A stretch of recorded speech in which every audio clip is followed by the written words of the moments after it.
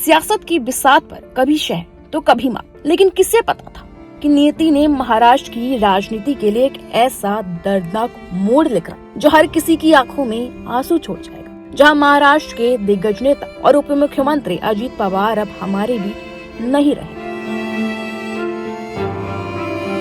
उनकी असमय विदाई ने न केवल एक परिवार को तोड़ा है, बल्कि उन लाखों समर्थकों की उम्मीद को भी दफन कर दिया है जो चाचा भतीजे को एक बार फिर साथ देखने का सपना सजाए बैठे थे। वो हाथ जो मिलने वाले थे हमेशा के लिए टूट गए और वो फासले जो मिटने वाले थे अब एक गहरी खाई में तब्दील हो गए हैं। अजित पवार की मौत के बाद अब एक ऐसी खबर सामने आई है जो महाराष्ट्र की राजनीति को हिला कर रख देगी। सूत्रों के हवाले से पता चला है कि दादा की मौत महज एक व्यक्तिगत क्षति नहीं, बल्कि राज्य की राजनीति में आने वाला एक महापरिवर्तन का अंत है।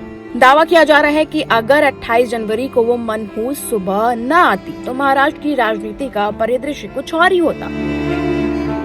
शरद पवार और अजित पवार के बीच सुलह हो चुकी थी। पार्टी के करीबी सूत्र बताते हैं कि राष्ट्रवादी कांग्रेस पार्टी यानी एनसीपी के दोनों गुटों की विलय पर सहमति बन गई थी। बारामती विमान हादसे के कुछ दिन पहले ही दोनों नेताओं ने लंबी बातचीत की थी। उनके करीबी किरण गुर्जर का दावा है कि विलय को लेकर दोनों ही उत्साहित थे और इसे महाराष्ट्र के हित में देख रहे थे। तैयारी पूरी थी, बस ऐलान बाकी था। बताया जा रहा है कि जिला परिषद चुनाव के तुरंत बाद यानी 8 फरवरी को इस ऐतिहासिक विलय की घोषणा करने वाली थी। शरद पवार और अजित पवार ने मिलकर आगे की पूरी प्रक्रिया तय कर ली थी। कार्यकर्ताओं में जोश भरने के लिए एक बड़ी बैठक की रूपरेखा भी तैयार की गई थी, लेकिन नियति को कुछ और ही मंजूर था। जिस एकता का जश्न 8 फरवरी को मनाया जाने था, उसकी जगह आज महाराष्ट्र शोक की लहर में डूबा है। बुधवार 28 जनवरी की वो सुबह अजित पवार मुंबई से बारामती के लिए निकले थे।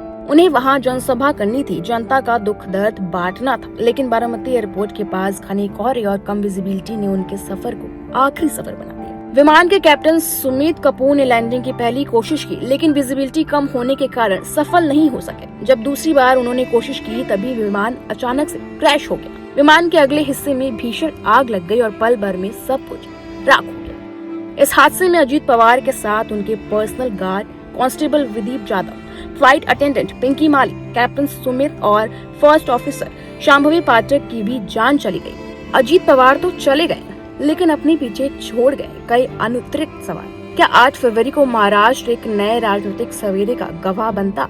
क्या चाचा भतीजे का वो मिलन राज्य की तकदीर बदल देता?